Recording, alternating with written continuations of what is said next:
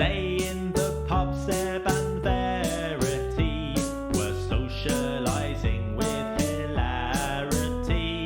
They knew there and then that their options were vast. They bought some equipment and made a podcast. What do you think you are doing, you twits?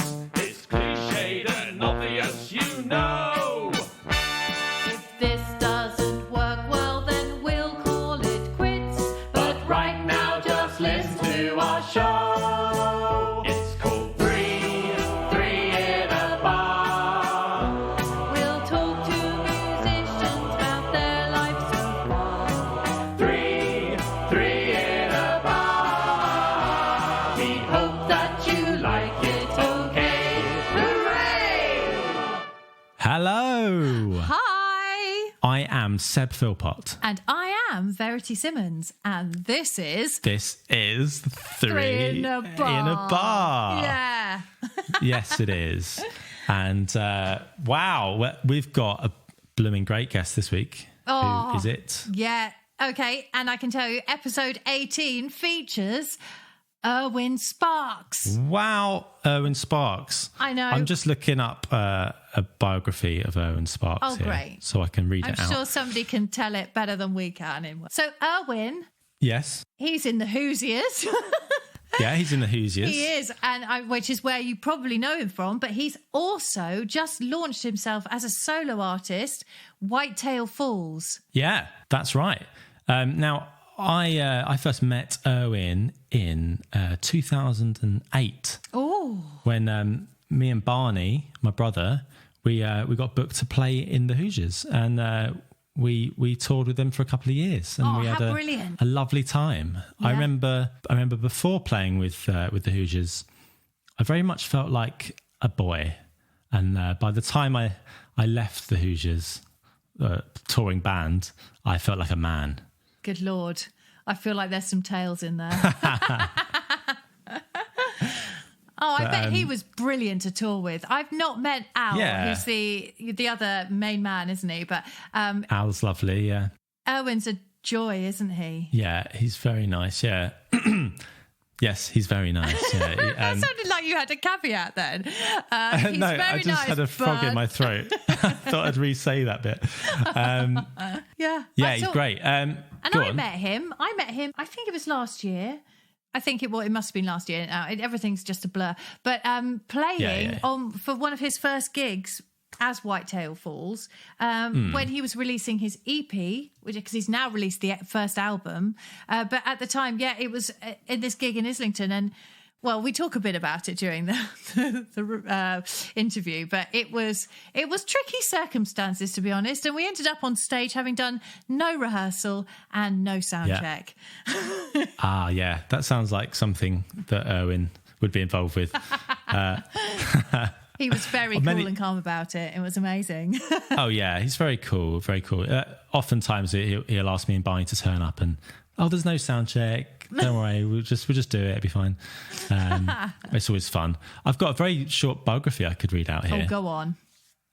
After studying performing arts on a soccer scholarship at a university in Indiana, Irwin moved to London to form pop band The Hoosiers, scoring a #1 album with their debut The Hoosiers and The Trick to Life, and a top 10 follow-up with The Illusion of Safety. So that'll do. So basically, 2007, 8, 9, 10, bit more after that, they were big news, the They Hoosiers. really were. They were on everything. They were on FIFA 08, I believe. You would have heard. They had big hits with things like Worried About Ray and Goodbye Mr. A. Yeah, which Cops was and actually Robbers. on Radio 1 last week. Oh, was it? Yeah, it was. Yeah. Nick Grimshaw played it last week. So, even now, still being played. I'm just looking. Oh, yes, here we go. His new album, Whitetail Falls album, is called Age of Entitlement. And he played us a couple of tracks from that album on this podcast. And we were delighted. It was like a concert for two, wasn't it? Yeah, it was so nice. Yeah. Absolutely. We kept him from his dinner. He forgot to eat beforehand, so he kept dropping hints. Guys, I'm going to have to go in a bit just because I haven't eaten or cooked dinner for me or my wife. So cool. And then we just kept talking for like another half hour. Another half hour's gone. Guys, I have to go now. I have to feed my wife. But he'd bring up the conversation. He'd be the one. He'd say, "I've got to go," and then he'd start a new conversation. I kept thinking, "Oh God, we should really let him go." But he'd be in full flow, wouldn't he? Yeah. Well, should we get into it? This is a conversation with Irwin Sparkes.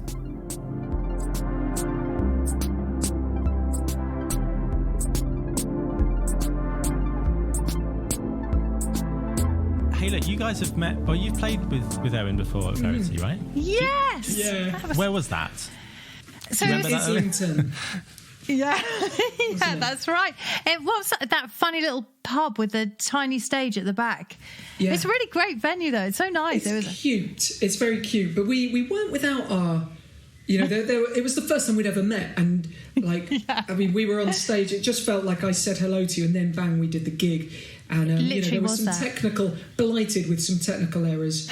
One of which I'm still pinning on the headline act, which is Alexander Wolf, because an amp just started feeding back, and it just I was watching people's brains melt out of their ears. And I just said something like that as well before that song. I was like, we're going to melt your faces with this next song. But sadly, we hit the whatever natural frequency that fed back perfectly in this loop in an amp that we couldn't find on stage. The sound guy was clambering over it. We had to stop the song. It's just, general hell. But what we wouldn't give for that now, right?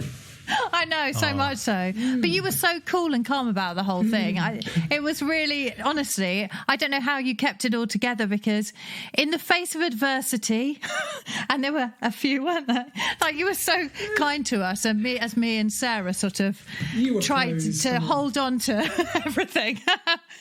It was fine. I think part of it is maybe that's having messed up bigger gigs than that before, and still being here to tell the tale, as it were. I think there's that stage where you get the anxiety. I remember recording the first Hoosiers album, and I was having sleepless nights, like nightmares about being on stage, forgetting all my lyrics, and then that actually. Are you right, Seb? Were you going to move that bit out, weren't you? I suppose, but now you can't, because I just didn't know if it was going to be a continual thing. I thought I'd nip it in the bud. It's fine. I'm just getting comfortable, settling in for the evening. Lovely. It felt like a long story, right? During the war. There we were, back in 2006. Oh. He's got his feet up now. It's all fine. Heard it all before. Yeah. But those tracks that we were doing on that gig, they were from this album, weren't they? Originally from the EP, and now. They're fantastic, and congratulations. I see that Rough Trade Edit has picked it up as one of the albums of the month. It has, and it makes it a lot easier, when you've said it rather than me, because I would have probably dropped it in, unceremoniously dumped it into the conversation. It's like a steaming pile of, cabbage. But yeah, thanks for bringing that up, Verity. Yeah, that's okay. We'll drop it in a few more times. It's fine. I'm sure I'll find a way to now. Yeah, thanks. Yeah, I was very chuffed. What does it mean, though? Does it mean it's just on a website on their front page, or what does that mean? It's that's a very good question. Go out in their newsletter. Well, it's which is being folded pamphlet that goes through like 7 doors in Shoreditch. So it's the equivalent of the Rough Trade's album of the month, I guess, where they have like their pick of the best releases of the month, and that's great. So it just goes, they put it on in the front window of all their shops that aren't open, and so that's great. Just getting are they open today? I think they are. Maybe they do open today. Yeah. I think record shops are back open again. Come on. Have you performed a lot of this music much yet, or have you been doing it for ages? Or predominantly on live streams, actually, which is pretty weird, like most people. But yeah, Verity. I mean, that was. So we were playing some of the songs there for the first time ever. I know they were all the first time ever for you, but no one else would have known that, and that's key to mention because you're a consummate professional. I really hope that's true. Big time. Big time. Otherwise, it would make this gorgeous. A lot more awkward as well, wouldn't it? Yeah, it would. So that.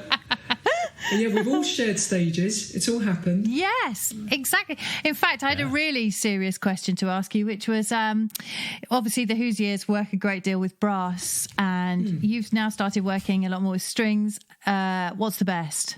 To put this age-old dispute to rest. It's like Blur versus Oasis, isn't it? Yeah. It really is. I'm going to go with Strauss. Really offensive. Yeah, nice. No, it's not going to work, is it? Hang on.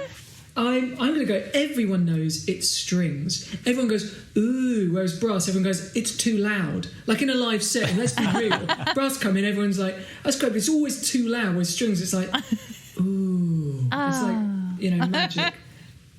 I'm just always so envious, though, of a brass section. I'd love to be. Like, I just feel like there's so much going on. It's a great banging sound. I just feel like when I come on with my cello, oh, here she is, the cello. It's kind of like, I guess brass are like, to really bend and mash a metaphor together, they're like the lead guitarist. Because when they come in, everyone notices, everyone's like, whoa. And it's just like total, if you feel like the production value has been added to by about 1,000%, but don't ever expect that to be reflected in whatever outfit gets to pay either of you, because we don't really want that to cut on as people who might have to hire string and brass players. Hey, so this album is been a long time coming, hasn't it? You started writing in 2016, is that right? No, that's bingo. Yeah. Bingo on your money. And I know there's no Wikipedia page with that because I'm Googling myself every morning. So really, you've done your money. You're not allowed to write your own Wikipedia page, are you? Are you not? I don't know how they check. Yeah, I don't think. No. Although sometimes you will read one and then you go, I think that person wrote their own Wikipedia page. Yeah, exactly. It's all about like auditions they didn't quite get, and the reasons why they've gone into specifics. Bitter. Yeah, really bitter. Got down to the final 17, but it was fine because they had something important the next day that was even better. Exactly. Needless to say, I had the last laugh. It finishes with a lot of that. Yeah. Exactly. Yeah. Exactly. So the songs that you were writing back then that you're performing now and have all gone onto the album, obviously at the time when you wrote them, I was reading earlier that you were saying it was like quite a bit of a rough time maybe for you when you were writing in 2016. Now that you're playing them this much further on, do you feel differently about those songs now? And do you perform them differently, do you think? It's a good question. I think songs always have a very I'm going to invent a word, transportative quality. That can't be a real word. No, I like transportative. Yeah, it's nice. Doesn't feel right, but it doesn't sit right. But a transportive quality also doesn't sound right. I'm going to go again. Not as good. No, songs have the ability, don't they, to transfer you from at different times. They're like little time machines. Like I think even if you've got tracks that you'd have just. I mean, Seb, you mentioned with Blur versus Oasis, and you even saying that, even though I was only 3 years old probably back then, I remember it, and it brings up those, there's nostalgia when you hear certain songs because it transports you back to a space and time, and I think playing it, it definitely does it to, a fuller extent because they're still quite fresh. Some of the songs in fact, even recording them, and there's various parts that have been recorded, and it might have been the first time I ever actually played the part that way. They all sound fresh to me still because I think a lot of the writing was a bit of a knee-jerk reaction to having written, doing a lot of co-writes, which was usually for pop artists, and you're trying to help them find their voice. Yeah. And I just, I don't know, I found that a bit of a gruel, I guess. Sometimes you have some great sessions, but other times it felt like what was being said, what was the message, and that lyrical content felt like it was always playing second fiddle to maybe the production and just needing to be to fit in. And I get that, I totally get that as a younger artist trying to find your voice, but it was just leaving me a bit cold, and it was like commercialising obviously something that why did you bother doing this? Like, music is an odd one, and I'd want to ask it to both of you as well, like, why this? Because it's a pretty weird and dare I say bumpy ride. So that was a name checking of a Hoosiers song, and not everyone will know that. I shouldn't expect you to. I was just aware it was quite a sad term. I thought it was glorious, Owen. It was beautifully done. Thanks, it really was made to measure. There's another one. This is unfair because I'm doing it myself, and there's something more pathetic about that. So anyway, So Verity, what? Sorry, did you ask us a question? I think I did. I think I sort of finished your question with a question. There somewhere. Yeah, but like you started talking about your own song. Yeah, and then I started just getting too self-referential for my own liking, and I have a high self-reference threshold. You guys now, it's like sort of gig to gig, right? You are as jobbing musicians. Yeah. So that's kind of. Is that, did you go into it with your eyes open? Because I felt like the rules changed when it was like, band, great, this is going to be us forever. Oh no, hang on a sec. Oh yeah. This isn't going to work out. Actually, I need to think of other ways to make, a living. But were you guys, you go through music college and you're like, this is the dream, right? Getting good gigs after great gigs, like playing with, if it's the Hoosiers or Whitetail Falls, you're just killing it every time, right? This is it. Every time can't be that, but we are so. No. I don't know about for you, but when I went to college, like it's so much all about, you're going to probably end up as an orchestral player. We should train you up for the auditions, get you into, that's really a standard line to go down. So no, absolutely. I feel like the rules change all the time with it. And what I want changes all the time as well. Like I felt really just before lockdown, I felt so happy.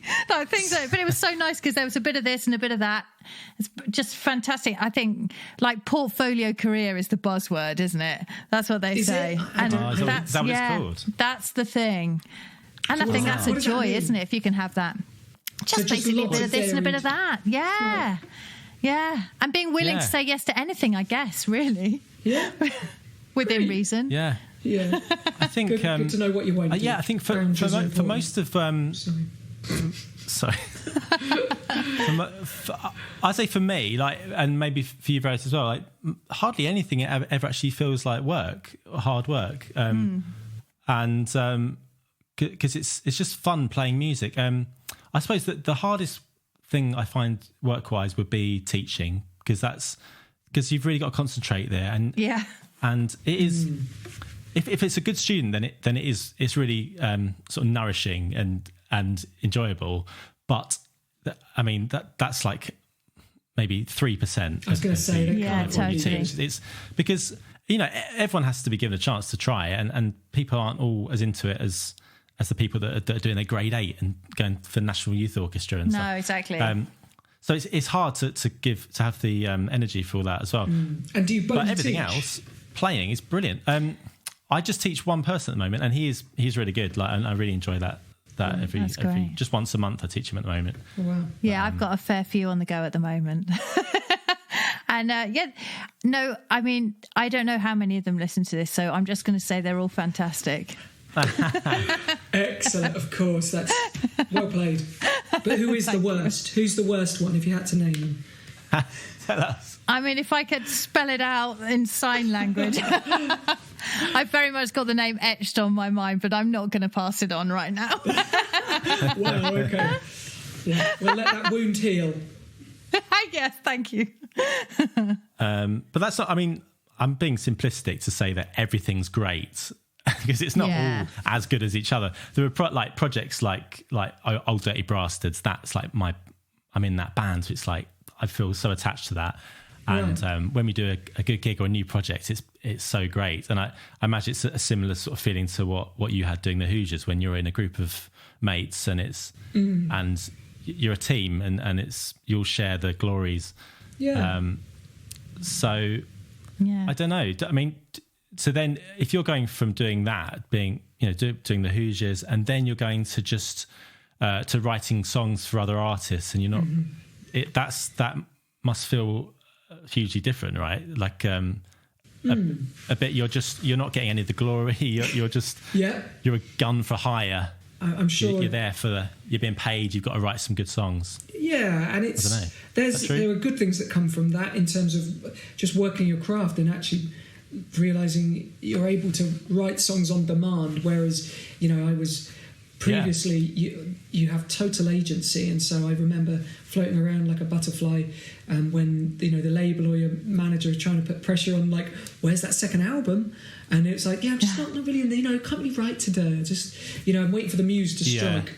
And I think it's quite interesting to know actually everyone can write when they have to. You might not write a great song, but there's a sense of craft and technique, and the more times you do it, guess what? You're more likely to. So there was. I don't want to do it all a disservice, and actually, again, it's not dissimilar maybe to teaching, because you find the odd. It's like in music, not everyone is great. They don't all have something to say, but occasionally you'll find one, and you can work with someone that you click with. So there were some very positive experiences.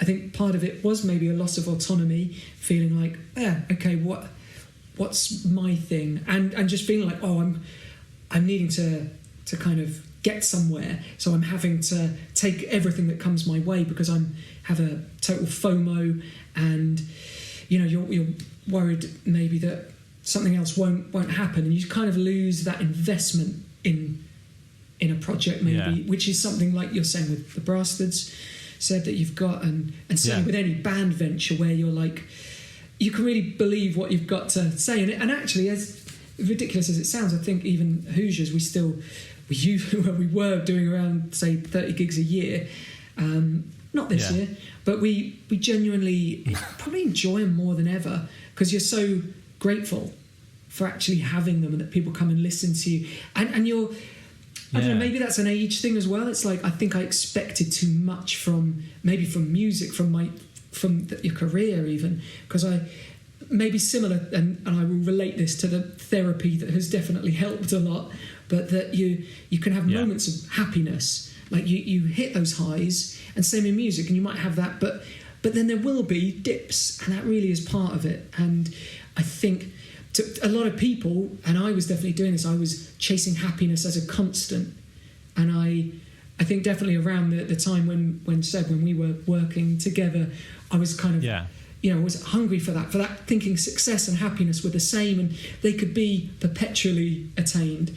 And for some people, success maybe, but I think it's a law of diminishing returns, even for those people, to actually be gratified and reach the same sort of taste. I know even Rolling Stones said best time in their entire career was the very beginning, just before it happened, into it happening, because then every day is the same. Yeah, exactly. Do you feel coming back to it now then sort of a renewed sense of appreciation and love for the band when you go and do gigs with them? Even Al, you guys, the drummer. Massively. I mean, it's. I think as we're just being older and realising, having worked a few more jobs as well, like on our way up. I mean, we were always sort of grateful, and it happened to us a little later, so we were mid to late 20s. That's as definite as I'm going here. No, I was like 27, I think, when the album came out, and. Which is weird because now that feels super young, but at the time I felt like father time of pop. But I also I kind of clear up that by saying, hang on, you don't quite hit happiness all the time. It's not to say the rest is misery. There is that beautiful word contentedness, and that's I think that's more an achievable aim. But like it's like if you take drugs or something, if you have amazing highs, but then it has to balance out somehow, and I'm sure that's like it kind of, it's the same for anything really, isn't it? There's a yin and a yang. Although I did ask Martin Scarrindal, this is our old Hoosiers bassist, who you'll remember, Seb, I asked him, like, how did you not, because afterwards I think it sort of took me a few years to get over it, just the loss of feeling maybe better about myself, because I got derived a sense of identity from the band being successful for that little bit of time, and so I felt like, phew, at last something I've done that's succeeded. And then when that didn't, you're left with some tough questions of like, does this mean I'm not a successful human being now. What does that mean anymore? And whereas I asked Martin, who is just like a steady rock of a cyborg, and I said, didn't that take you some adjustment to like figure it out? And he was like, no, not really, because he goes, to be honest, I never really enjoyed the highs as much as you, so I didn't really feel the lows either. So there's, something to be said for that. Yeah. Yeah. Absolutely. I don't know. To each their own, I suppose. But of all the people we've interviewed so far, you have definitely been, I guess, the most high-profile person we've had. Someone who's had. I'm very sorry about that. At one point, you were probably as what you could be described a pop star. Yeah. And imagine. And still could be described as a pop star. But I mean, you're definitely the only person we've had so far who's been on Nevermind the Buzzcocks. And I'd just like to say, I thought that was awesome. I was saying this to Seb earlier. Like that, I have so much admiration for you to be able to like go on there and be funny and hold your own against those people, because that must be stressful, is it? That's very generous. Well, I'd have to say, out of the 2 times that I've been on Nevermind the Buzzcocks. Okay. I'm sorry. Did somebody just clang themselves? Only found the one. Who does that? As you can gauge what the level of person you're talking to. Dear, pathetic. No, thanks. I hated it both times. And, Did you? I was terrified. Part of it, I mean, it was a real thrill, and I'm glad I did it. I knew I sort of had to do it because I would regret not doing it. Yeah. And it was like, it's an honour to get to do that, but just seeing how the sort of machine of it worked as well, it felt the pressure I would absolutely hate. I can't imagine those panellists that do the rounds, and that's like the zenith of for a lot of comedians to get there. But it was, I found it incredibly nerve-wracking, obviously, because you're a fish out of water, whereas for a lot of comics, I only found this out afterwards. This was an amazing little ruse someone told me, because they're funny. Like, you'll notice those comics, they're pretty funny on those shows. And I'm like, how do you actually do that? And a lot of them will have, because they know they're going to get about a minute or 2 of the camera, so they actually have set lines that they will just crowbar. They have their jokes that maybe they use, and this is probably common knowledge, but for me I found it quite eye-opening and it makes perfect sense, because that is your job, that's your brand. You can't just go, right, I've maybe got 3, if Jimmy Carr stops talking, I've got 3 minutes to be funny out of an hour and a half shoot. I can't afford to sell a dud. Yeah, so they would have been given much more preparation than you, like the sort of the by virtue of their career choice as well. I think they were in a unique position to be better prepared. And to be honest, I did think this when on the first time I was sat next to, literally I was in the middle, wasn't I? And I had Bill Bailey and Kevin Eldon were in my team, and I was just pinching myself for the whole rehearsal thing, going like, I do not belong here. What am I doing here? It was amazing. Although I must point out that Bill Bailey stole my joke. What? In the rehearsal, I had my little inhaler and he had a bigger inhaler, and I made a little gag. Yeah. And then during the filming, bang, he stole it. And I'm like, excuse me. I was like, if anyone needed that, but I probably wouldn't have even thought to do that. But anyway, it was emotionally fatiguing doing those kind of shows, and I'm. So, what did you rely on there? Because you've got some serious drama skills, right? You studied a bit of drama. Oh, big time, yeah. Did you learn how to do any panel shows? I'm trying to think back to my performing arts BA Hons at the Silverbridge London Metropolitan University, former Polytechnic, and no, I don't think there was a game what to do in an eventuality of a game show panel. Just in case you get on Mock the Week, then you just here's a few pointers. Things not to say at the butchers. That didn't happen. Like that. But the thing that gets me is that Al, our drummer, still hasn't even watched me on those shows. Imagine if you can. Shameful, isn't it? So sick of the sight of me in everyday life.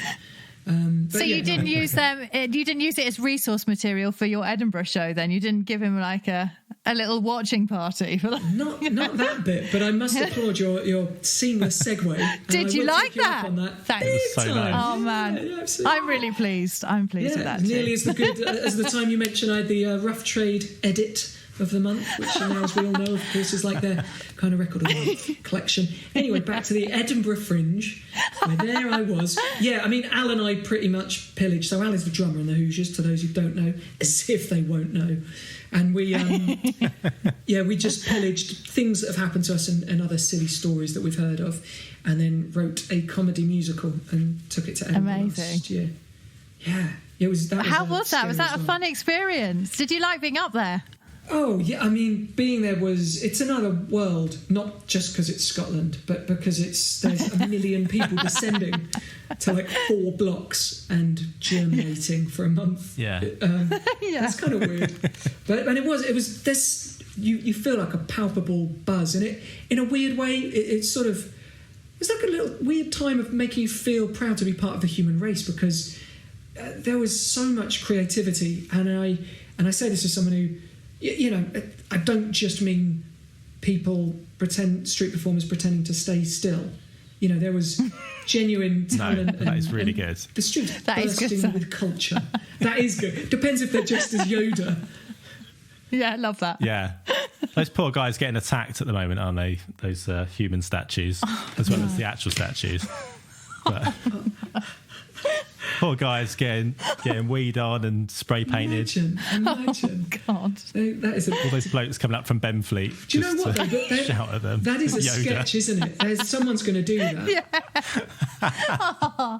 God, imagine if your whole act had been being stood still as a Winston Churchill statue. You'd be running a flipping mile, wouldn't you now? Not a good time for those guys. No. Have yet to see one, but doesn't mean they're not out there. So did you fully absorb yourself in the whole Edinburgh lifestyle when you were there, or did you just go for it? To be honest, it was a tough one because our families weren't there. Well, they weren't there for a week, then they came up for a couple of weeks, and we ended up sort of probably only seeing about a dozen shows and cramming it into a week, because in the first week you're also so anxious getting your show together, and I'd say it took us a couple of weeks to really we cut about 15-20 minutes out of the show, so by the end we were really streamlined, and you know, you've spent, I mean, nothing can really beat performing a show every day for a month, and so by the end of it everyone is slick as can be. It's just, you know, that first week where we had a lot of tech going on, and Al hadn't performed on stage away from a drum kit since his like year 10 school production of Ali Baba, which by all accounts only lasted for 3 nights anyway and closed for good, so it can't have been that good. Was it hard though? Was it hard work? Like, were you out flying every day? All that sort of thing? No, well, we played a couple of acoustic gigs which sort of drummed up a bit of, well, to get the word out there, I guess, and we tried helping a few flyers, and then the soul crushing grind of it got to us a little bit, if I'm honest. And I think it gets to everyone. Yeah, it totally does. I think there's definitely a slump, you know, sort of halfway, 2/3 of the way through. Yeah, I've heard it can send a lot of performers. They really struggle with a lot of mental health issues up there, because you get your reviews out at the beginning of the second week, and then if you're looking at a 1 or 2 star review, you've got another 3 weeks of that, and that's. Especially if you're doing it. Already you're a performer, so, you know, you'd like to say it doesn't matter, but let's be honest, you're probably a little brittle. I know you were. Yeah, absolutely. It's such a high stakes thing, isn't it? Like the amount of money you've put into it. That it's so, like, for the big adverts you get all over the place, they're like $1,000 each. I've heard. Yeah. It's so expensive. Yeah. And I think with any show where you're doing it off your own back, and it doesn't exist unless you've sort of put in, for us it took, I mean, we were talking about it for years, but it took us probably 8 months of really getting down to work and pulling a lot of favours, including getting your brother tromboning himself all over the tracks, and to write the music for it. And it was a comedy musical. We had dance moves and choreography, and there was lots of tech going on, and we had no idea how to do any of that. So we really pushed ourselves, and if we go again, which we'd hope to, we will definitely rein it the hell in. Really scale it down, like Waiting for Godot style. But we think we will. And I should say the show was called Felix and the Scooter Men present. Oh yeah, yeah. Say that. That's hey, this is my job, and the show was called Self-Help Yourself Famous. Yeah, and so are you going to take that show anywhere else? Have you got any plans with it? At the moment, we're actually we're trying to rewrite it, and we'll with a view to kind of. We think there's maybe hope for it on radio or being serialised in some form. Yeah. Oh yeah. Nice. But also I really want to write again for another show and kind of expand the world, because I think we sort of that notion of looking at how fame affects not just the performers but other people involved as well. So I think that's kind of interesting from our experience, just seeing how everyone around you sort of reacts differently, and how we'd react with other people who were being far more successful at the time. And you just notice it. For me, I think that's quite an interesting thing to write about, because it's such an unnatural state of affairs. I can't think of any other, say in the animal kingdom, unless maybe Big Dave, the biggest croc of them all, is like known in a few rivers, that sort of thing. Alpha croc. They'll get some rep. Alpha Croc. Oh my God, you've got the name of the next show right there. Actually, that's probably better than what I was toying with. Yeah, thanks. You did a play before a few years ago that I watched, following similar themes about fame. You wrote it. Oh yeah, didn't you? What's it called? I wrote with Yasmin Khan, a friend who's a journalist and playwright. Oh, and actually, she writes for EastEnders now. Quite a lot. Oh, right. Yeah. Wow. What have you spoken to her recently about it? Because they probably about EastEnders. Because only last. Yeah, obviously, probably not writing at the moment for it. I don't know actually. I haven't spoken. I don't know. I think they're having to be very, very creative with it. Yeah, they are doing like Zoom episodes and. Is it them or Coronation Street who are coming back but doing shorter episodes? I don't really know. Yeah, they're doing that. I think all the old people, they're going to pretend they're self-isolating upstairs somewhere. Wow. And they're just going to do like 1 or 2 episodes a week. And I'm really... But suddenly everyone's going from just chatting in the pub to suddenly everyone's going to be, 2 metres apart. Of course. It's going to be quite You're not afraid to... You don't pull your punches on the big issues on this show. No, you got it. We cover everything. Yeah. We really do. Impressive. Hard-hitting journalism. Yeah. you sort of covered some of that kind of thing about. It was about a sort of, if I remember, I can't remember the name of it, but it was about. Was it a super fan and a who do you pop think star? you are? Who do you think I am? No. So, all I really remember is you doing lot of press ups. Terrible. Thanks. Yeah, I write that in like Tom Cruise in a topless scene. In every film, I'll always do press ups. This scene, there was some in the last show. Actually, my next show, maybe that'll just be a press up. I'll start getting a bit more performance. Yeah, just one long press up. For an hour. I don't know, not that long to be honest. Could you do an hour-long plank? No. That'd be a great Edinburgh show. Yeah. Oh my God. I think David Beckham can do one for about 20 minutes. Is that? I think I've just made that up, but. At least 5 minutes. But why would you? I'm sure I read a high number that didn't stick in my head. Yeah. A day. Anything above 2 minutes sounds like heinous. I've never done more than 2. Well, this is it, because I don't really do it. I'm sort of like, I could probably do an hour and a half. I'd get bored. That's why I'd stop. I remember speaking to you a few months ago, and you were saying you were going to do an Edinburgh show this year before it all got cancelled, but then you just decided that you couldn't really do it with various sort of family factors or whatever. But. Yep. So that's part of it. The way we left it, we were due to go up to the Fringe, and Al and I would just do a couple of days and maybe a few shows as well, like playing Hoosier Wise, because there's just lots of opportunities to play acoustically as well. And to be honest, just to go and get to see some of the big shows are incredible. Have you guys been? Yeah. I did a show there when I used to have a theatre company when I left music college for a while. Did you know this, Seb? Did I know that? I did not know that. I don't know if I have told you that. It's a shady past. But we did this really dodgy show at Stratford Circus called What You Will, which was like an amalgam of Shakespeare plays set to some really badly composed music by me. And then some fool gave us money to go to the Edinburgh Festival with something similar. So we did a really it was lovely. It was called Love, Lust and Lonely Hearts. Right. And I'm not proud. Oh, wow. But when we went into the venue to go and see it, we just to go and suss it out before. So we only did a week, and what was going on in there the week before we were playing was a Bulgarian dancer, a male dancer, really large guy, and a very stern woman just reciting in Bulgarian. I thought, great, we found our venue. This is perfect. Yeah. So we fitted right in. Yeah, and you were there for the whole 4 weeks. No, we just did a week. We only did 1 week there. It was only a little stint, but yeah, it was so fun. I did love it.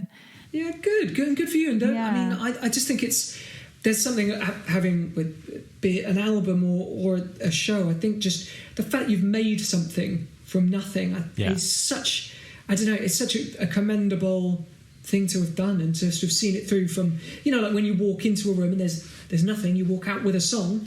That's something, and it deserves to be celebrated. I always think that's the hardest bit. You because it takes as much time as that saying. It takes as much effort to make a bad album as a good one. Yeah, right. Exactly. Yeah. I mean, you might rethink that if you'd seen Love, Lust and Lonely Hearts. I would love but to. Thanks. And where can we? Is it available on VHS? Oh, good Lord, I hope not. That's not a dig about, how long ago, but I mean, how long ago was it? That was, now that I've broken the subject. That's charming, isn't it, that? I went up with Umpar Brass, who are they do Umpar and Brass, and it was like a comedy show. They played some music. I just did a couple of days there, and it was fun. That's my only experience of actually performing in an Edinburgh show. But I've been a couple of other times. I went 2 years ago as a punter, yeah.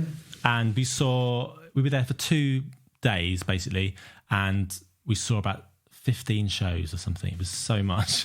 But it was really great. I loved it. There's just, as you say, there's a kind of simplicity, and not all shows are an hour long, but they basically are, aren't they? And that's great that everyone's got a slot to just turn up and show off their thing. And I just find it so inspiring. I would love to go up there and do something. But I mean, that's the thing, you could do anything. I mean, my thing's the trumpet, obviously, but you can go and play music. But I don't know, I'd love to do something, a bit of comedy or something. Would you? I would love to. Yeah, I'd like to. Yeah, you'd be good. Let's try and, you're a funny guy. I'd like to do something, but I don't know about stand-up comedy. I did think that for a bit. I really wanted to. I don't know. I don't know. It's a hard thing, isn't it? No, I mean that's on the list. But for me, they're like tightrope walkers. I mean, I have a lot of respect. Yeah. For them to just get up there. In fact, I played a little a show called Comedy at the COVID Arms, which is like a Zoom thing that's happened. I've heard about that. And there are some brilliant. So it's all for. Is it the Trussell Trust? I mean, my weak point to crowbar in is that I did a thing. It's called I was the musical amuse-bouche for some comedy at the COVID Arms, and it's hosted by Kiri Pritchard McLean, who was brilliant, razzle-dazzled everyone. And then it was Russell Kane, Daliso Chaponda, and Angela Barnes. And serious prose, and one thing I was just massively impressed by and terrified for them, because I got to play songs, and you're doing these live streams, you end up with a minor existential crisis at the end where you're like, is there anyone there? What am I doing? What am I doing with my life? I'm literally just staring at myself, which is like so weird when you're trying to play a song. Or you might see an odd comment come up asking a question about a cat that you don't own, and it just throws you as well, because sometimes you get real-time feedback from people, which is a scary point. But then these comics, just on a whole new level, they're having to run their material, like by virtue their whole job relies on this relationship, and that's just gone, and so they're just kind of going through, and then it's a punchline, nothing. Every joke is a tumbleweed moment. Oh, right. God, that must be so hard. Oh, how does it work? Is it on Zoom then? So they do Zoom, and you buy, I think it's £1 a ticket or something, and so you can watch it all live, and then it stays up for like another few days, couple of days, something like that. Right, yeah. I've seen some things where they've got, they call it like a front row, where people that have paid a bit more money or competition winners or something, they're on the top bit, so you can get picked. So then the compere can just go back and forth, have a bit of banter with them. Yeah, and a bit of banter. I mean, that sounds to me like they should pay you. I never like the idea of front rowing it at a comedy club. Have you guys ever? Are you front rowers? Who are those God, people? No. That terrifies me. Yeah. The prospect of being picked on. I wouldn't choose to sit in the front row. Yeah, absolutely. I'll stand outside and put a glass against the wall if I can. Please. Stay in the toilets. I've just thought of a question, and there's no segue, so I won't even try. It's an abrupt cut. Yeah. But for you, just a question for you guys, because I just really remember when we realised we wouldn't be able to tour with the Hoosiers in the same way, so the same capacity, with the same amount of having brass and crew. If things were going to have to be streamlined, one of the reasons I told myself I always wanted to get back up there to a certain level was so it's like you can get everyone back together, because you felt like that was part of the loss, and a little bit of the failure of we can't have it how this team of people that you get to work with, because that was always, is one of the most amazing things, to get to work with your mates.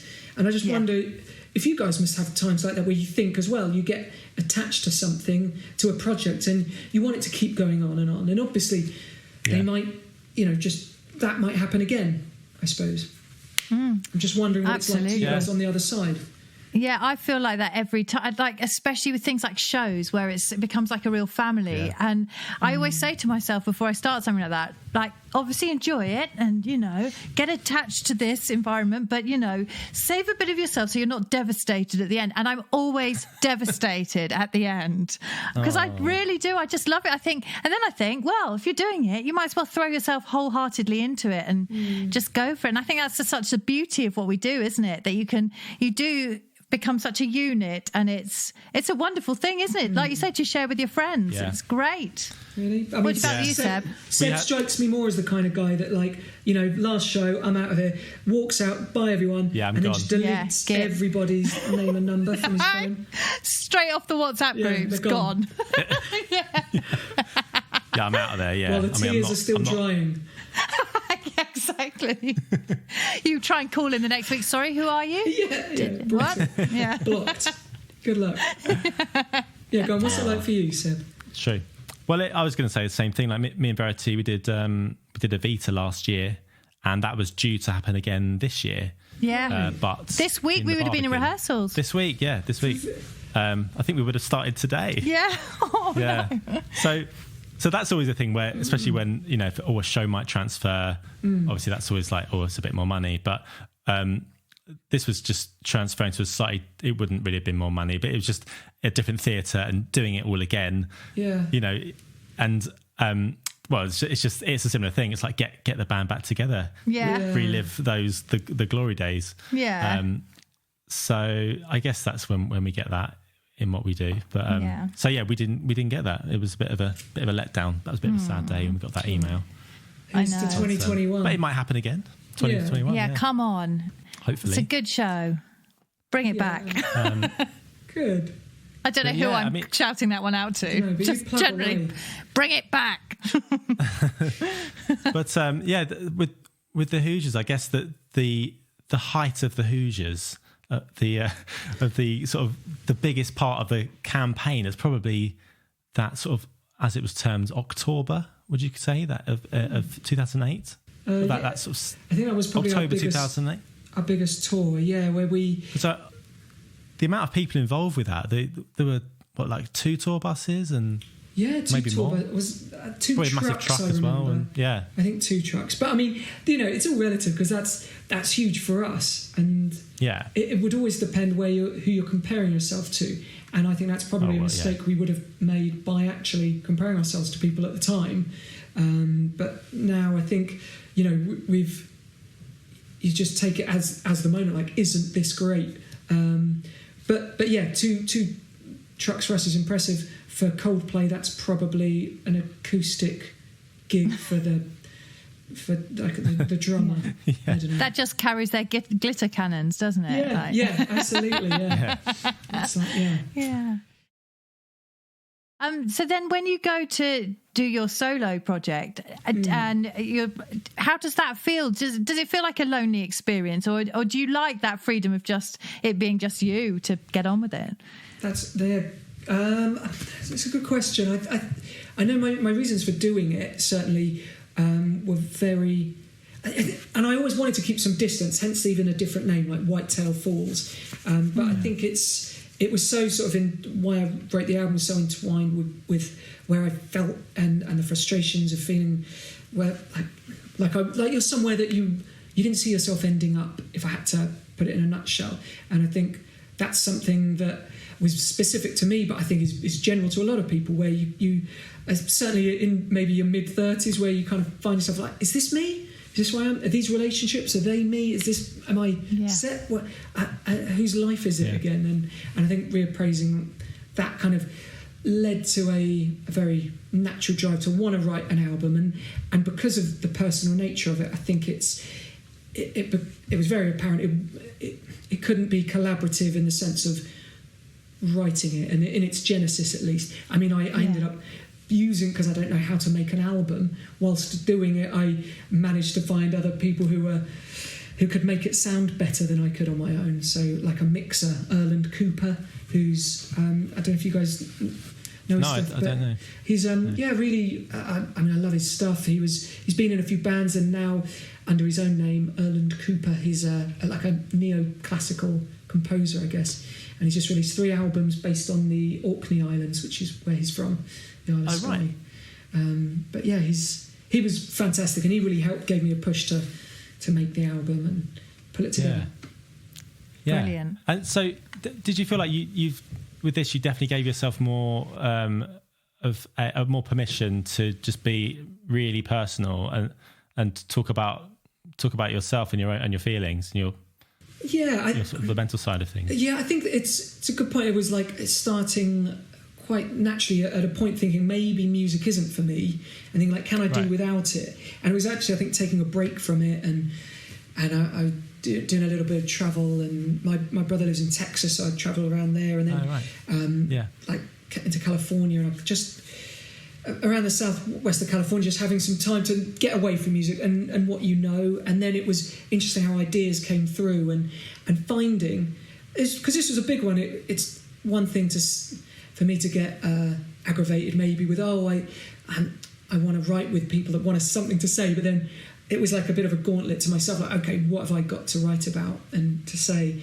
And so I guess I took that route of, rather than extrapolating bigger concerns, I started with me, just because maybe as a confidence thing, even, of just feeling like I don't know what I feel about so many issues. I feel I can agree with so many sides of things, and you know, where it's hard to know your own mind on things. I felt like it's a period of indecision, and so actually I was able to write about that, and that sort of just started, I guess, reminding me of that purity of why you pick up an instrument in the first place, and you try to write a song with it. Like, where does that compulsion come from as human beings? It was trying to get back connected, I think, with something like that, and you then make an album that I'd want to listen to.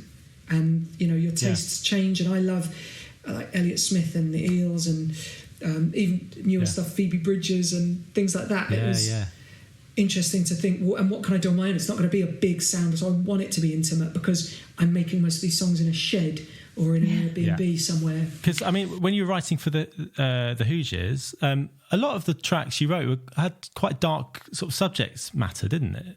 I think, and maybe not on the singles so much. Maybe I don't know. were you exploring similar ideas then? I'd say personal.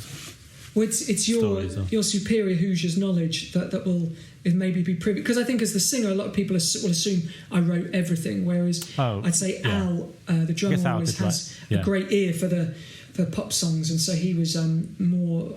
He wrote far more on the single side of things, and I've just drawn maybe more to the sadder, more melancholy songs. And that's what I like to listen to, I guess. And don't get me wrong, I absolutely love uplifting pop, and I'm always impressed when I can write a song above, 80 BPM.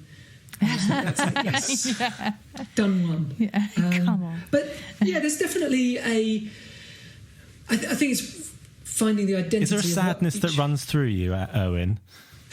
There we go. Yeah, perfect.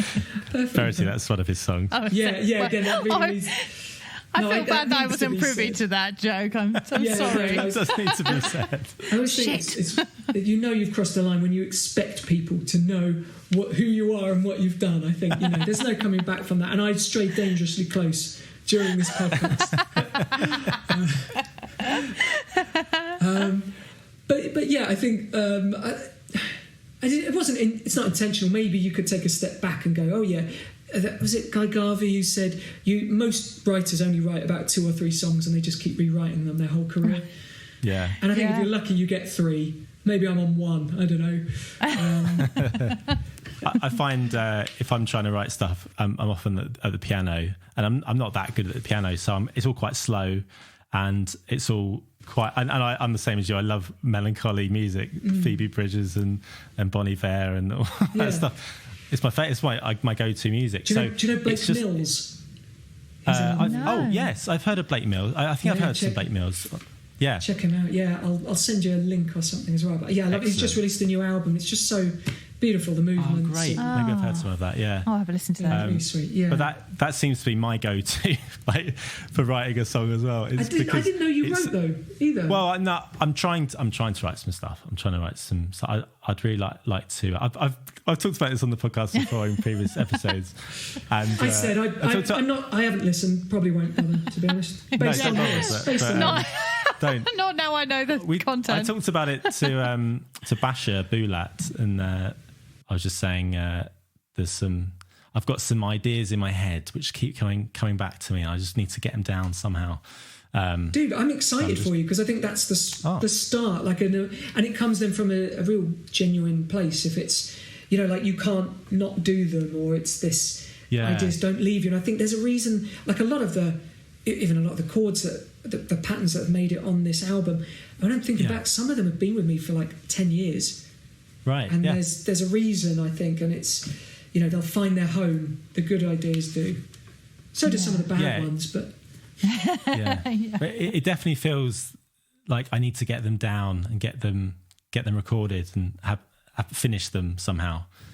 Just see where they end up. And that's interesting, because I think, again, it's like how with music, it's an interesting question when you go, well, what does success look like? Like for you on this, the beginning of that path, it's like, what's the end game? And it's some people are like, right, like I know Adele, if she doesn't sell 25 million albums, it's a failure. That's a lot of pressure. Whereas I think to an extent your job is like making an album you believe in and making it true to you. And then I think once it's released, so my album just released a couple of weeks ago, people were asking how it went. I don't know, I felt actually quite a relief with it all, because it's like it's out there, it's got a life of its own, and your radio plugger takes it to radio. If they play it, they play it. If they don't, they don't. But you can't do everyone's job. You can only do your bit, and your job existed really making the thing. Okay, sure, you should probably tweet what thinking of having for breakfast this week, and hopefully that'll help. But they're genuinely, and that is a huge part I'm still getting to grips with. Social media is unavoidable, so you do your part, sure, but beyond that. But do you feel with this project more than any others that that the most important thing was just to write it, get it down, record it, and then you've completed it, rather than the commercial side of things? Not to say that it won't find a commercial success, but not now. Rough Trade got it. Rough Trade edit. Big time, thank you. Come on. In the parish pamphlet. It's out there. Excellent work, Verity. I mean, did you feel the pressure, like, to make you've got to make money with this one? I know everyone needs to make money, but of course. But I want to answer that honestly, and so I'm having to pause and think that I would have I remember now making concerted efforts when writing the songs. For instance, there's a track called Body Weight, and I went through about 4 or 5 choruses, and I really struggled. And it's the first track on the album, and it was one of the first that made me think, this is it. This is the kind of avenue I want to go down. But I had to throw away a few choruses because I felt it's a really odd thing that they were catchy. Like you can write a melody. Anyone can write a melody, and I felt like, I actually had kind of I get it. It's quite kind of hooky, that melody, but I don't know if I like it. And there's a difference, I've got a song that'll get on your nerves. That song is catchy, but no one likes it. And there's certain true with melodies you can come up with. You go, I get it. It's functional. It works. It sits with the other verse section I've written. But do I like it? Do I want to hear it again? No. And even the fact it was trying to be hooky, I then felt there's a sense of it getting in the way of of the message and what I'm supporting, what I'm saying. And that's the art, I guess, of songwriting, is trying to find the music that supports the idea of what you're singing. That said, I've got another song where you're trying to do the opposite, because there's fun to be had, and if you're going to make a rule, you've got to break it. So what was the question? What's that one? The question, did you feel any pressure at all to think about, like, it needs to, I need to sell, I need to go gold, just gold, doesn't have to go platinum, just gold. Gold's good enough.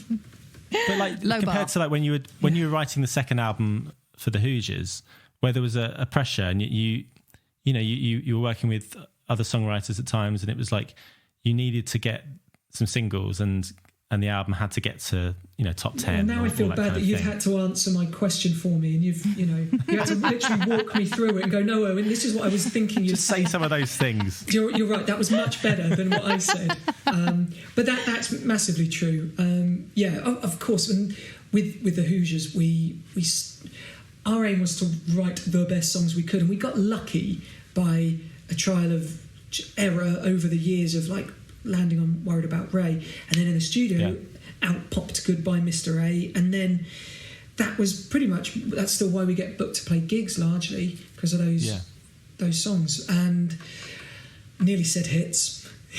Let me take you through my inner monologue. Because that would have been embarrassing, no one was there. I'm glad I sidestepped that. They were hits, come on. They were hits. Yes. Oh, stop it, you massive mega hits. But yeah, so we kind of felt like we stumbled on them. And then, obviously, the second album comes along, and it's like, well, we've got a shot here, and the pressure just made us not forget how to write any songs, and because suddenly we were sending our songs around to our team, and people weren't. The question of is this song good was forgotten. It was, is it a hit? And it's such a loaded word, because it's not a hit unless everyone likes it. You don't know if everyone likes it, but the idea is you're already introducing second guessing, because it's about, well, this needs to do well enough, and that wasn't really a consideration, because we had obviously on your first album you don't have anywhere, the bar isn't set, so but then obviously second album and all the grind of it just made us fall out of love with music, really. I'm sure, because I guess it becomes less about what you're interested in writing and what you want to write, and becomes something just trying to please other people, and it's so hard. It's impossible, isn't it? Well, and there is a designated audience that is wanting to listen to it, that wants you're at some level, I think, aware of, well, they're going to be, wonder what they'll think of this. At some level, that will pop into your psyche, and how you write songs in it.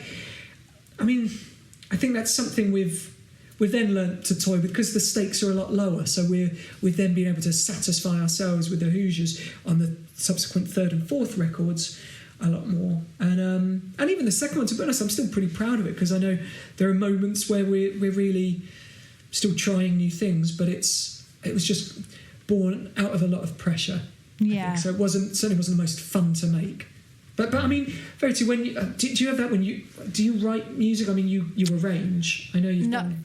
Well, no, I mean, when I say earlier that I wrote some music for that play, I'd be really using it with massive inverted commas. It was very poor. And part of me wants it. I don't think, oh gosh, I've never had a massive hankering to do it but maybe that's confidence in doing it. I don't know. Maybe because I think I see those early disasters, think maybe you should step away from that and just play stuff that people present you.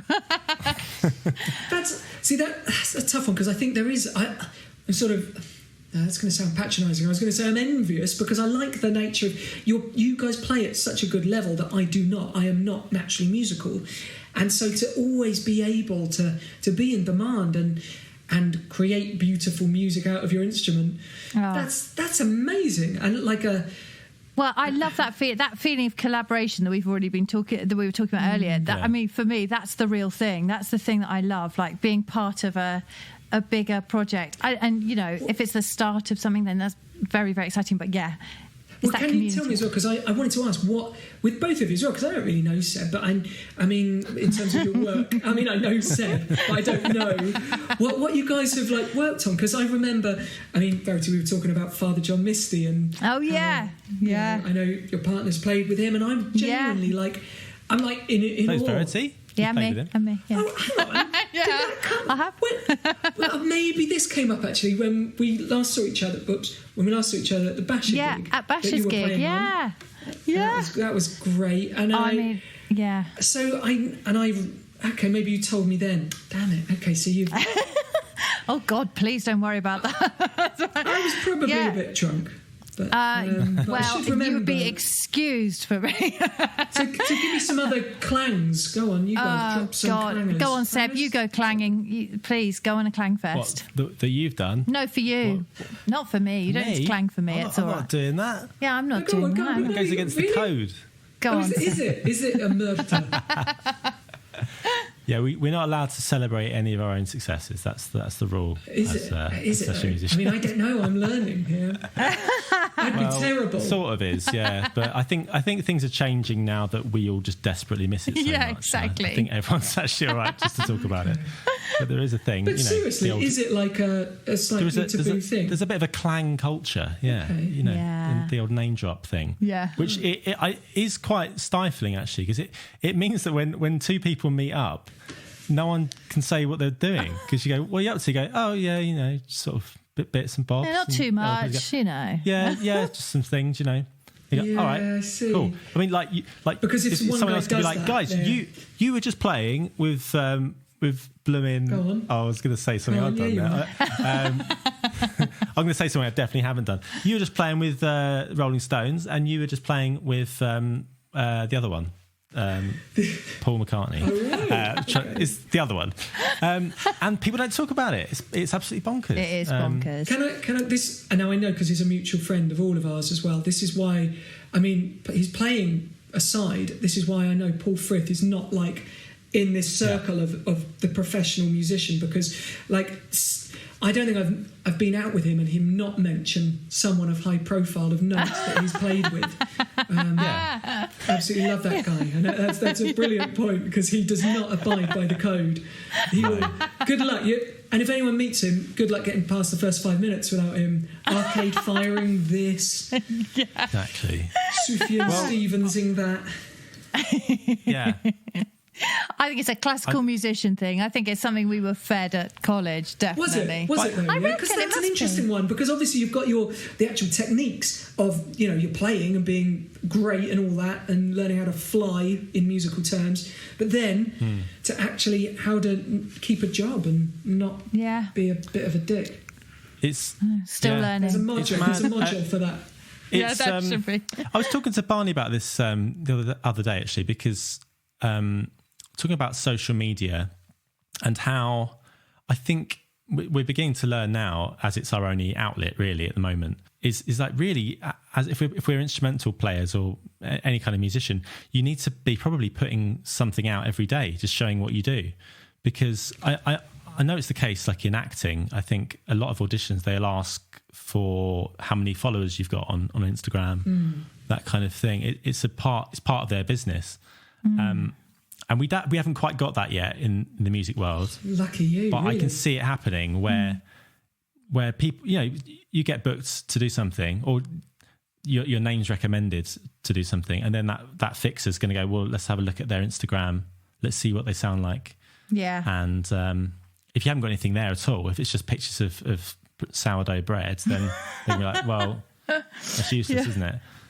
But that just sort of goes against you are. But put me down for a loaf. But right, so me too. But that kind of goes against the sort of the nature of it at the moment. But maybe maybe the younger generation will be doing it more. And we'll us older ones will have to kind of adapt a little bit. Yeah, we'll just sit spitting feathers. Oh God, I wish I knew how to do that. Yeah, but that kind of thing. I feel like this podcast actually is sort of like a safe space to talk about anything like that. Yeah, because the whole point is just to talk about music and how we are as musicians, how we approach it. Yeah. Well, and I think as a listener, I'd want to know as well, because I find that quite interesting. And it's not like, I mean, obviously you guys aren't going to be sitting around like slagging off Tom York, or whatever it is. I would never do that. Probably not great for business, for starters, I would never. Tom, if you are listening, I think you're fantastic. Oh, you've always said that about the times you've worked with Tom. Yeah. Oh, I love. I always work with Tom most days. Actually, help him out. Making sourdough together. Most of Suspiria for him, really. To be honest. Yeah. Thought so. Sounds like I've never worked with Radiohead. Any of the guys from Radiohead, I would love to. If that ever comes up, maybe I'll record a video of me playing. Half our crew just left to go and play with Ed O'Brien. Actually, at the beginning. No way. Yeah. Oh, fantastic. Well, for them. Well, and it would have been obviously, but. Because going back to your one about making money, because you're right, you still need to, and that's I kind of noticed with co-writing. I guess that's why it can be a little easier to go right. That is effectively like you're putting the tool belt on and you're trying to make someone else a table. It's like you're a craftsman and you go, I'm going to try and sculpt this table of a song, if you can allow that. And then here you go. Whereas, I'll allow it. Then you write your own thing and you get to go, right, I'm going to pick up my paintbrush, and it's like you get your own thing.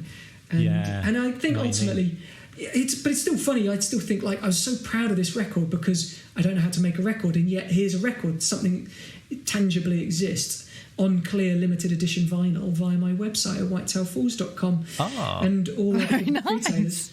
But for instance, you still kind of that fact that it exists, and so I don't know. It would still be nice if people bought it. Yeah, to answer that question from about half an hour ago. Absolutely. But isn't it great at how relatively simple it is? Like I know you used a producer, but you didn't have to create some songs. It's quite simple these days, just to get some stuff down, isn't it? Because you can't afford them as well. Really is out, and what is that? Necessity is the mother of invention. And Erlen really helped shape how.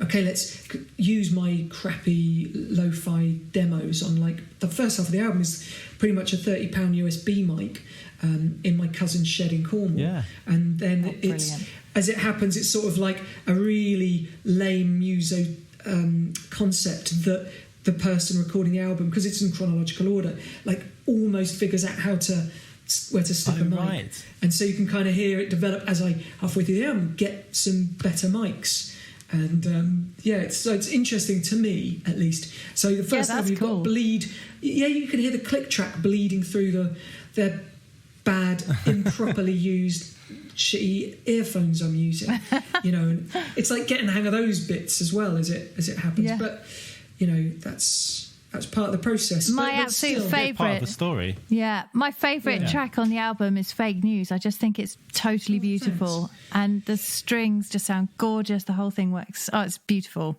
Thanks. I make a point whenever we play them live to ask, as I did with you. I remember going.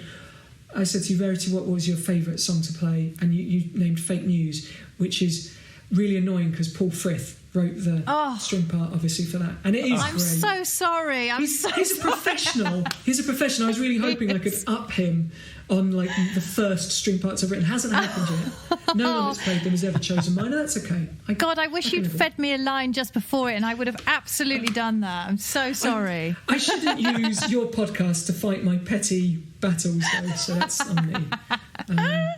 But so I guess that means I've got to play Fake News. Okay. Thanks. Great. That's okay. That can happen. Shall I do that now? I'll just go and... Yeah, so I'm going to mute myself then in that case to so you don't get my heavy breathing as you sing. Oh, yeah. I'll do that too. Okay. I'm Whitetail Falls, and this is Fake News.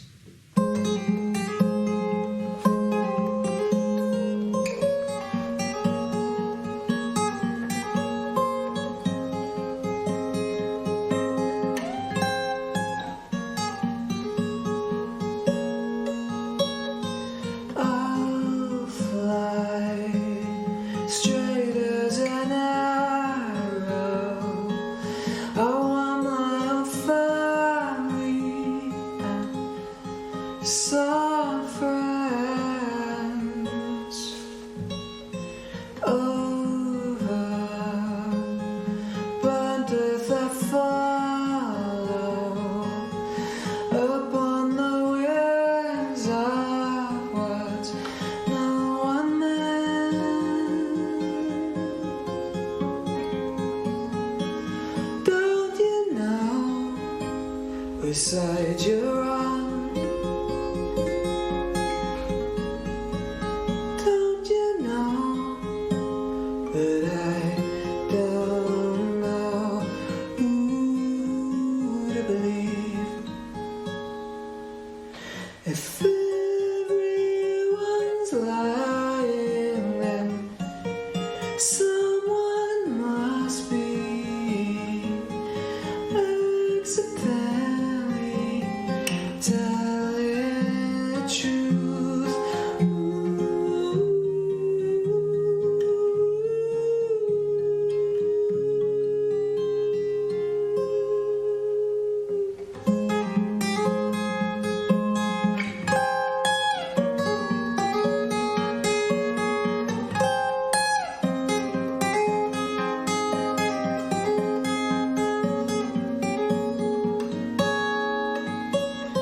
Head full of thoughts that are not mine, leave me to spend my life on dreams.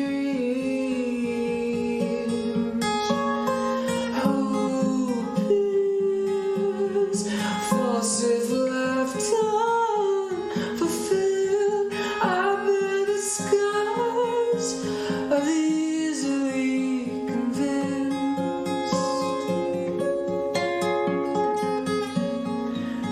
Don't you know whose side you're on? Don't you know that I don't know who to believe? If everyone's lying, then someone must be accidentally telling the truth.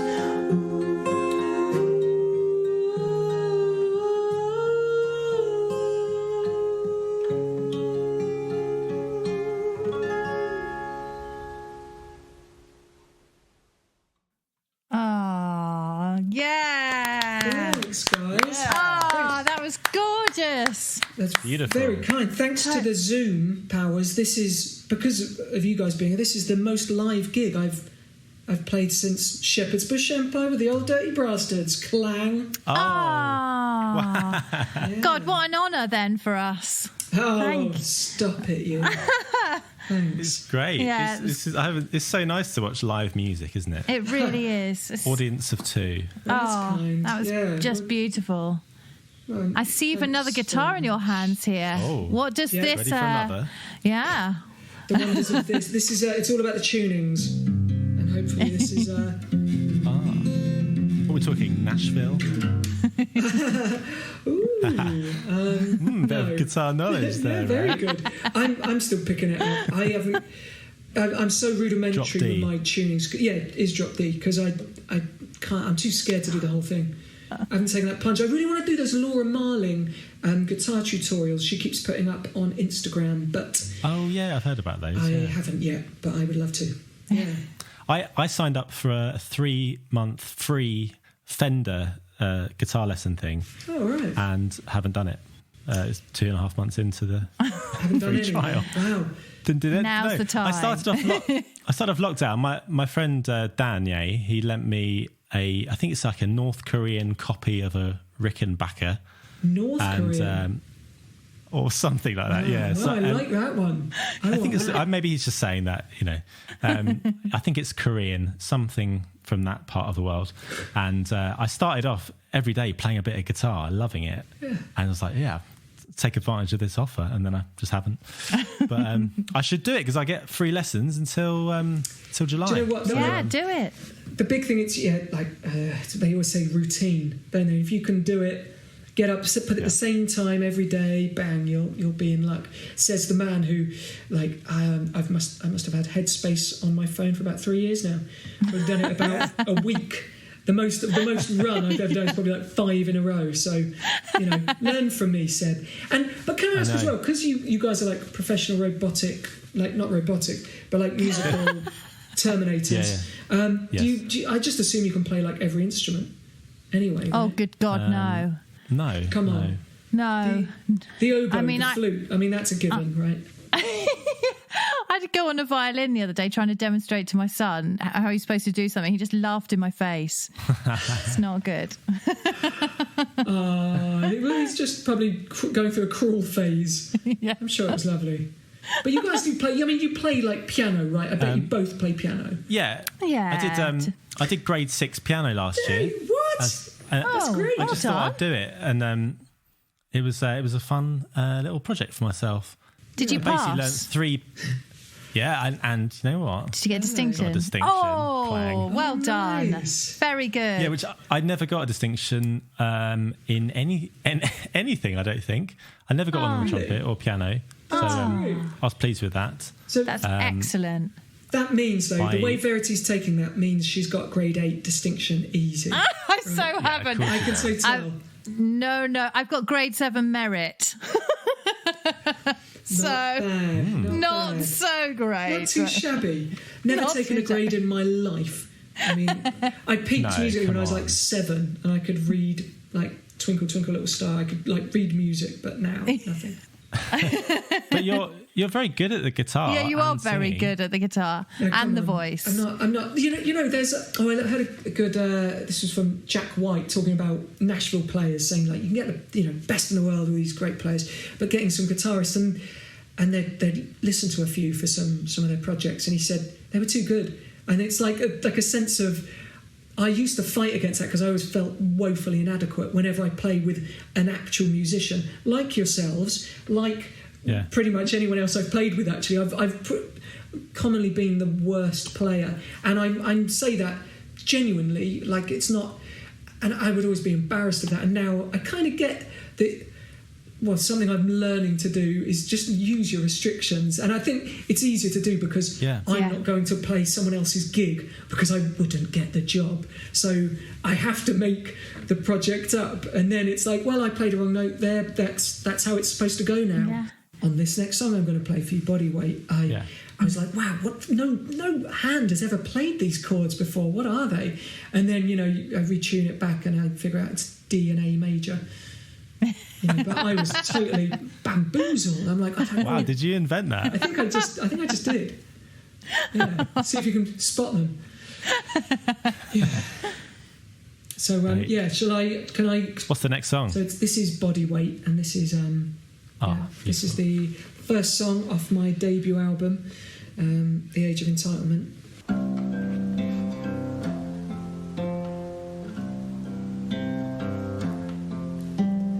I could end it all, just a shift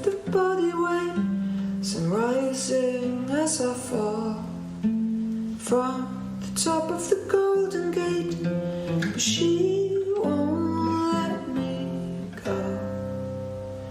Take my final bow, slight turn on the steering wheel.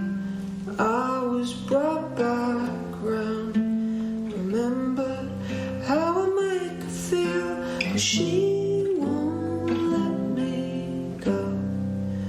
No, she won't let me. And all I've ever known comes down to being held. Such a simple move makes up for letting go.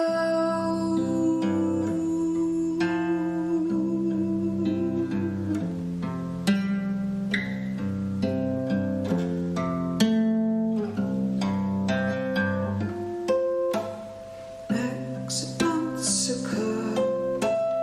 Who will mend the hole they leave? Painfully aware, a threat from catastrophe, but she won't let me go. Sharpening the knives while I tie my shoelaces.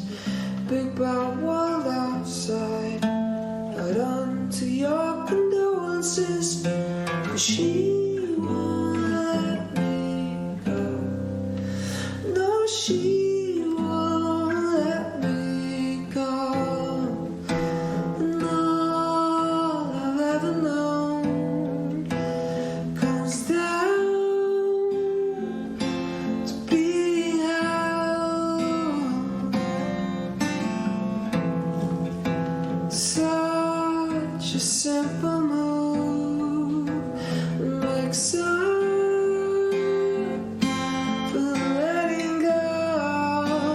And in the blink of an eye, none of this matters. Flick of a tail, we're washed upon the shore alone. We're crying out for consent, a blood for approval. How many of us know what pop that's built upon much less? Hold on to you. Hold on to you. Hold on to you. Hold on to you.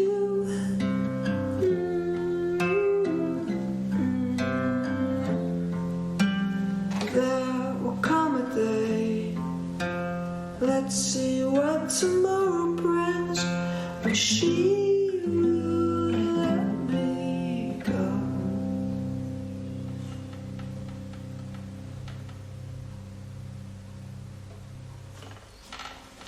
Hey! Yeah. Ah, Thanks, beautiful. Lovely. Thank you very much. That's God, really thank kind. you. That was No such a worries. treat. Thank you very much. You're Yeah. both extremely kind, and Oh. and thanks so much for having me on. I've had a hoot. Oh, thanks. And I We could have stay very much here too. and for chatting talk to all us. night, but I won't. I'm going to go. Your- make No, we dinner. need to Your let you stomach is eat. rumbling. Thanks, guys. Yeah.